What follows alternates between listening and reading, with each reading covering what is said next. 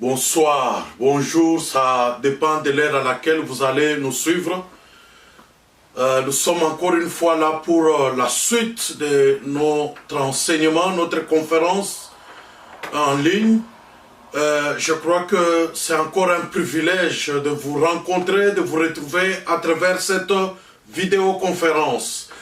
Alors, j'ai un quatrième point que je voudrais ajouter sur notre grand thème que nous avons intitulé « Les erreurs que les leaders devraient éviter ». Nous avons déjà vu 3 points et aujourd'hui nous avons le privilège de vous introduire le quatrième point. Alors le quatrième point, nous l'avons dénommé « Un leader devrait éviter de montrer ses couleurs ou ses appartenances ».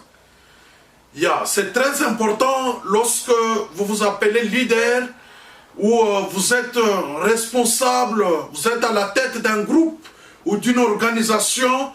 C'est toujours très important de savoir que vous n'avez pas droit d'exposer vos couleurs ou vos préférences. C'est très important, je vais m'expliquer. Mais d'emblée, la première question que vous devez vous poser en tant que leader est celle de savoir quel type de groupe suis-je en train de diriger. Parce qu'il y a deux types de groupes. Il y a ce qu'on appelle le groupe homogène. C'est-à-dire, c'est un groupe qui est composé de gens de même langue, même tribu, même culture, même mentalité, même niveau, les gens de même obédience, si je peux me résumer ainsi.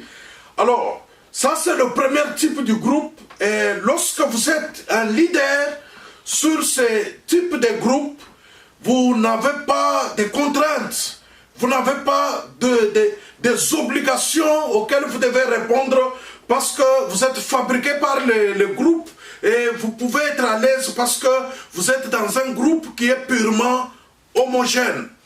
Mais il y a un autre groupe que nous appelons le groupe hétérogène. Le groupe hétérogène, c'est un groupe qui est pratiquement un mélange de beaucoup d'hommes, de nationalités, de plusieurs langues, de plusieurs couleurs, de plusieurs cultures, les ressortissants de plusieurs coins du monde. Ça, c'est pratiquement un groupe hétérogène. Et lorsque vous êtes placé un leader sur ce groupe appelé le groupe hétérogène, là, vous êtes obligé de faire des mutations. C'est-à-dire, vous devez aller au-delà. Vous devez vous déconnecter de vos appartenances. Vous devez vous déconnecter de vos préférences, de vos couleurs, pour ne pas indisposer les gens que vous êtes en train de diriger, parce que tous, ils ne sont pas de votre tribu, ils ne sont pas de votre province, ils ne sont pas de votre pays, ils ne sont pas de votre couleur, ils ne parlent pas peut-être tous votre langue. Alors, lorsque vous êtes à la tête d'un tel groupe, en tant que leader, vous devez adopter un autre comportement. C'est-à-dire que vous êtes obligé de vous décentrer. Vous êtes obligé de vous déconnecter et de devenir neutre. Dans tel cas, vous devez devenir neutre parce que si vous ne décidez pas d'être neutre, votre comportement qui affiche purement vos appartenances, vos préférences et vos couleurs va automatiquement indisposer, gêner les autres personnes en tant que leader. Il y a des gens qui sont très sensibles, qui seront facilement touchés, qui seront facilement indisposés par vos choix, par votre langage, par votre attitude, par votre comportement. Voilà pourquoi, lorsque vous êtes un leader sur un groupe qui est purement hétérogène, vous devez vous efforcer, vous devez vous décentrer de vos appartenances, afin de montrer que vous êtes un monsieur qui est tout terrain, qui est ouvert à tout le monde, qui est ouvert à toutes les cultures, qui est ouvert à toutes les langues, qui est ouvert à toutes les nations, et là, ça va faire de vous un leader fort. Parce qu'il y a des sensibilités qu'il ne faut pas léser lorsque vous êtes à la tête d'un groupe. Retenez ceci, la neutralité dont je suis en train de parler ici, c'est différent de Desmond Tutu avait évoqué. Il avait dit qu'il ne faut pas rester neutre dans une situation d'injustice. Ici, je ne parle pas d'une prise de position, je ne parle pas d'une prise de décision, mais je parle de manière que lorsque vous êtes un leader à la tête d'un groupe qui est purement hétérogène, vous devez prendre la position neutre pour ne pas gêner les uns et les autres. Alors, je vais donner un exemple un peu plus simple pour expliciter ce que je suis en train de dire. Ici, par exemple, aux États-Unis, vous avez deux partis. Vous avez les démocrates et vous avez le républicain. Supposez que vous êtes à la tête d'un groupe, où vous êtes un manager, ou vous êtes un pasteur. Parce qu'un pasteur, c'est aussi un manager. Je prends l'exemple de l'Église. L'Église, c'est un groupe qui est hétérogène. Un groupe hétérogène. Alors, supposez que le pasteur a des penchants vers le républicain. Mais dans ce groupe, dans son Église, il n'y aura pas seulement des républicains, mais il y aura aussi des démocrates. Alors, toutes les fois que vous allez montrer vos appartenances, vous allez montrer vos choix, sachez que les gens, les démocrates, seront lésés par votre comportement. Ils seront lésés par votre langage. Ils seront lésés par vos attitudes en tant que leader. Voilà pourquoi c'est très important de rester neutre. Parce que cela va vous rendre fort. Tout le monde va se retrouver en vous. Et tout le monde peut vous faire confiance facilement parce qu'ils savent qu'ils peuvent s'identifier en vous. Ils peuvent se retrouver en vous. Ils peuvent trouver leurs intérêts en vous. Voilà pourquoi, lorsque vous êtes un leader, sachez que vous avez l'intérêt de tout le monde. Voilà pourquoi c'est très important. Alors, lorsque vous êtes un leader, vous devez éviter les sentiments de telle enseigne que vous donnez des avantages seulement aux gens de votre pays, de votre tribu, de votre province. Et pourtant, il y a d'autres personnes qui sont autour de vous. Ils sont là en train de vous observer. Ils vous observent.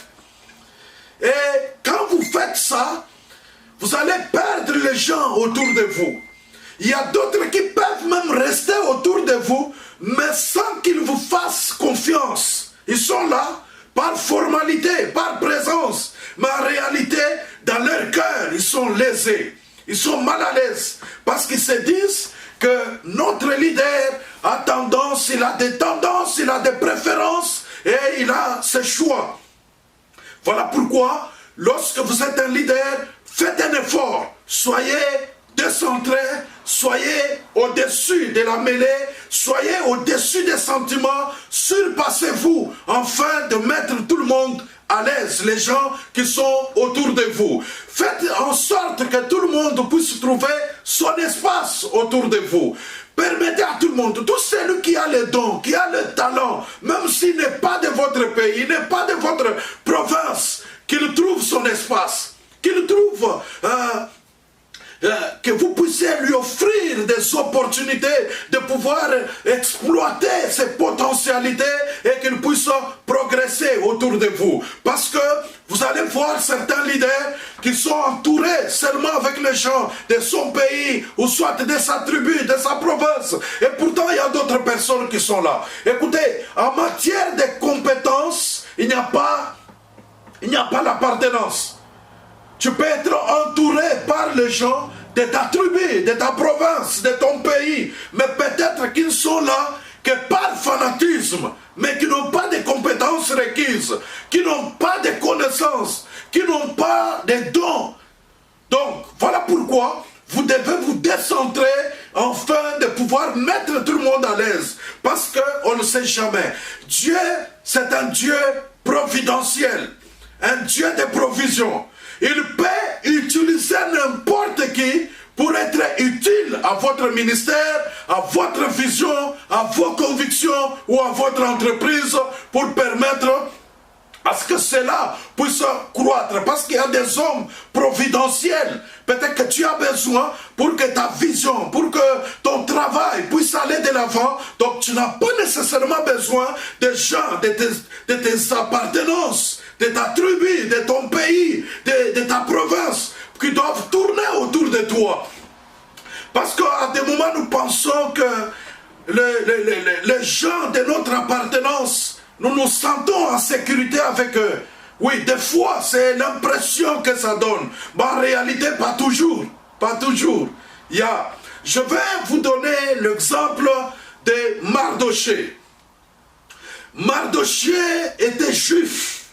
Et il était parti par déportation en Syrie pendant ce temps-là. Et la Bible dit qu'il y avait un complot qui était en train de se monter contre le roi Assuérus. Et Mardoché a révélé le complot. Et pourtant, Mardoché n'était pas de ce pays-là. Et pourtant, le roi n'était pas son roi. Lui, il était juif. Il pouvait se dire, voilà, ce n'est pas mon roi, ce n'est pas mon pays, je m'en fous même si on tuait le roi. Mais Mardoché a travaillé pour sauver la vie du roi et il a été récompensé quelques années plus tard. Donc cela veut dire quoi? Donc en donnant l'opportunité, en donnant l'occasion à tout celui qui est autour de vous, même s'il n'est pas de vos appartenances tribales, régionales, que sais-je encore, il peut être vraiment utile à vous et il peut vous booster, il peut faciliter votre vision d'aller de l'avant. Voilà pourquoi je viens lancer un vibrant appel à tout celui qui est leader de pouvoir faire un effort, de te décentrer de la tribu, de la province, du pays auquel tu viens. Si tu es déjà un leader sur un groupe hétérogène, tu dois faire un effort pour mettre tout le monde à l'aise. À moins que quelqu'un puisse partir pour des raisons qui sont personnelles, mais si cela dépend de toi, leader, fais tout ce que tu peux faire pour que tout le monde puisse se retrouver et cela va renforcer ton leadership et cela va te permettre d'imposer ton leadership et tu peux aller au-delà. Tu peux renforcer ton leadership. Donc c'est très important d'être un leader neutre lorsque vous êtes sur un groupe hétérogène. Et c'est très important de faire un effort. Il y a des gens, des leaders qui ne cachent pas leurs appartenances. Non, tu dois faire un effort. Tu dois cacher, tu dois te décentrer. Les gens doivent se retrouver en toi. Ils doivent s'identifier en toi sans qu'ils puissent avoir des jugements sur votre personne et surtout en ce qui concerne les couleurs et les appartenances. Donc, merci beaucoup d'avoir suivi cette vidéoconférence et à la prochaine occasion. Surtout, n'oubliez pas de pouvoir aimer, de pouvoir vous abonner.